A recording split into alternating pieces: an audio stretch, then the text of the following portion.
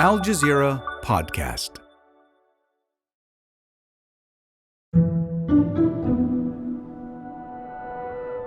It was after 7 p.m. local time when we heard that most of those on the ground in Gaza lost contact with the world. This was a message from our colleague, Al Jazeera correspondent Tareq Azzoum. He's been reporting from Al-Nasser Hospital in southern Gaza. Everyone now is really terrified and afraid. Journalists here, even the citizens who are inside the hospital, they don't have any access to their networks. They don't have any kind of communication even with their neighbors. Most of the 2.3 million people there were cut off during another night in the Gaza Strip plunged into darkness, lit up by explosions.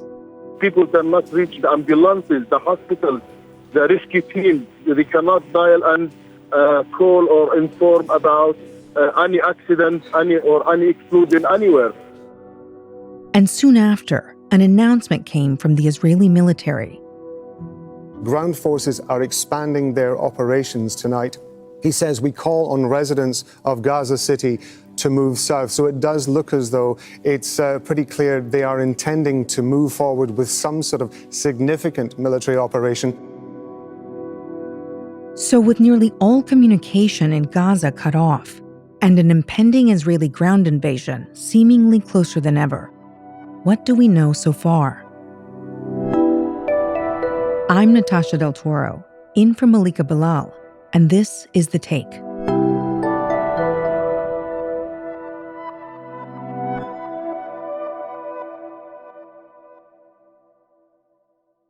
Despite the blackout, some of our colleagues have been able to tell us what exactly is happening to Palestinians on the ground in Gaza. Like almost everyone in Gaza now, Tareq hasn't been able to receive information from the outside world. Everything now is disconnected. We don't have any internet. We don't have any kind of signals on our phones. We become totally isolated in the territory. But luckily for the world, he's still able to broadcast live on Al Jazeera. For those of you who just joined us, let me explain why we're doing it the way that we're doing. Tareq, in fact, most of Gaza has had its communications cut off, and Tareq, of course, has been affected by that, as has his team. He's able to talk to us because he has television standard systems for broadcasting, but we can't contact him, which is why every time he is able to broadcast to us, we're going to him as fast as we can. All the areas inside the Gaza Strip are witnessing the same conditions as we are right now. The Gaza Strip has turned to be an isolated spot from the world. And he left us and the world a call to action. The situation on the ground is really terrible. Everyone is afraid. Everyone is terrified. Please, guys, if you can hear us, send this message to the world that we are becoming isolated. If you can hear us, guys, thank you so much.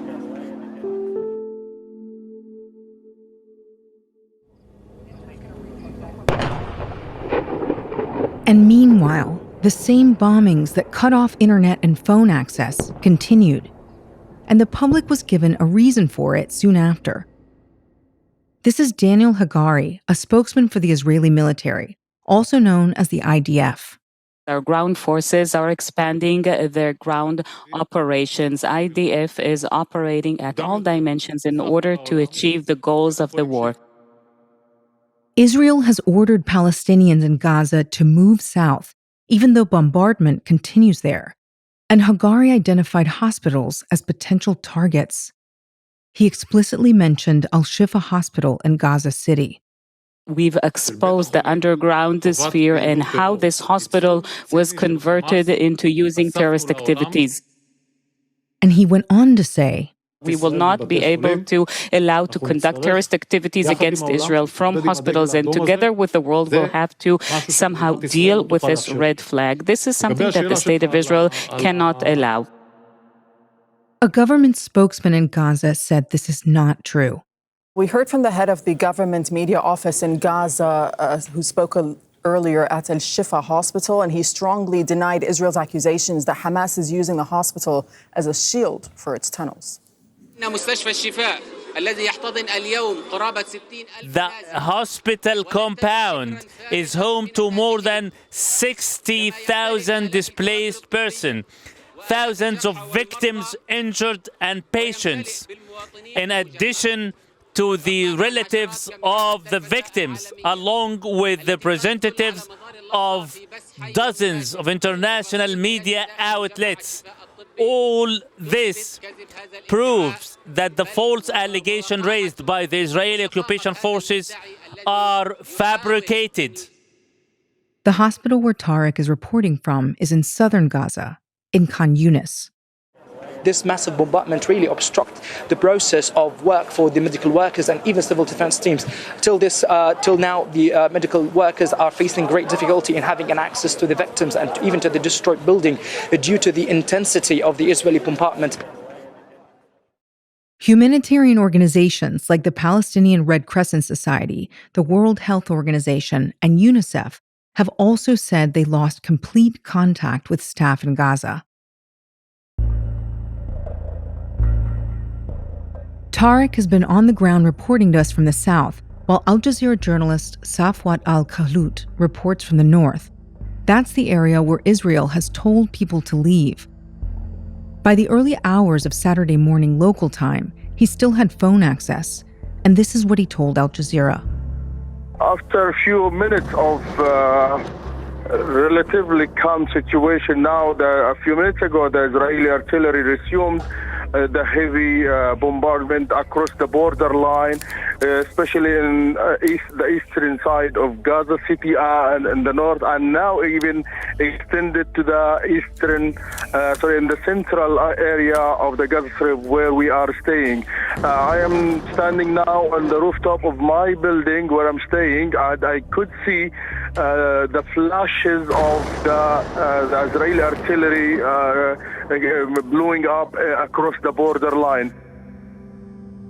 Safwat says the communication cutoff has sparked panic. Since the Israelis asked people to move to the south, hundreds of thousands of Palestinians were forced to leave their areas, either because of the heavy bombardment in their residential places, or because of fear from more Israeli strikes. So they left behind them half of their families, relatives, parents, and sons who couldn't move or who preferred to stay. Also in the south, when people moved or displaced to the south, they have been distributed in different places.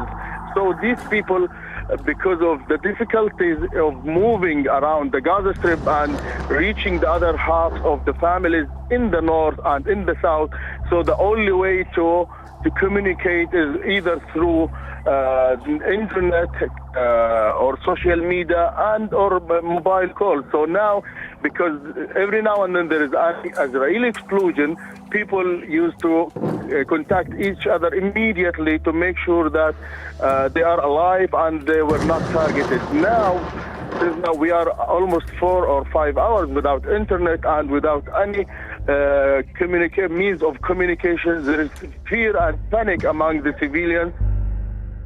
And Tareq, in the south, was among those disconnected from family, Safwat says. I'm sure that our colleague Tareq is also worried about his family because he's now based in Nasser Hospital and his family is 20 kilometers from him. There's something flashing. It's still in Gaza and the north. So I'm sure that Tareq is also worried, like many families, many parents. Safwat also says that from his experience, what has happened is not necessarily an introduction to a full ground invasion. It's possible it's a more limited incursion, but all that is still unfolding as we record. As for the international community, the United Nations was active during the early hours of the blackout. On the same evening, the UN General Assembly met to vote on a resolution to call for a humanitarian truce, introduced by Jordan. And a few hours after communication was cut off in Gaza, there was a result. We now understand that General Assembly resolution has been approved. This resolution calls for a humanitarian truce in Gaza, non-binding, of course. A non-binding result, meaning Israel doesn't have to do anything. For Marwan Bishara, Al Jazeera senior political analyst, this moment at the UN was all too familiar. He's Palestinian and has written and reported on Palestine and Israel for most of his life.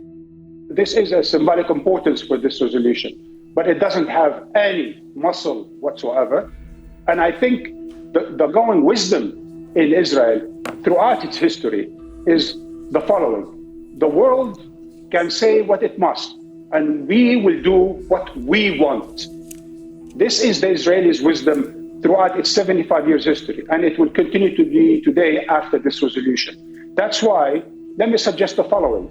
If Israel does not follow through, does not accept this resolution, does not abide by it like it did not abide by countless, hundreds of UN General Assembly resolutions and dozens of UN Security Council resolutions, if it doesn't abide, can we finally say that Israel is, as a country, in greater breach of international law, of UN resolutions than any other country in the world?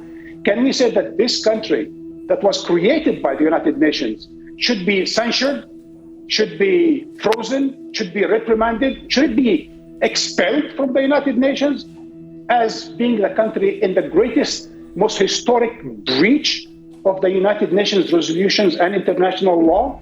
That's a rhetorical question. But yes, we are at a moment where there is a symbolic victory, but we know all too well from history that Israel will go on with its wisdom. The world can say what it wants, what it must, but we will do what we want. The genocide in Gaza.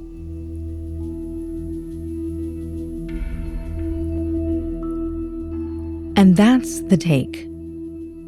This episode was produced by Chloe K. Lee and Amy Walters, with Ashish Malhotra, David Enders, Faranisa Campana, Khaled Sultan, Miranda Lynn, Sari Al-Khalili, Sonia Bagat, Zaina Butter, and me, Natasha del Toro, in from Malika Bilal.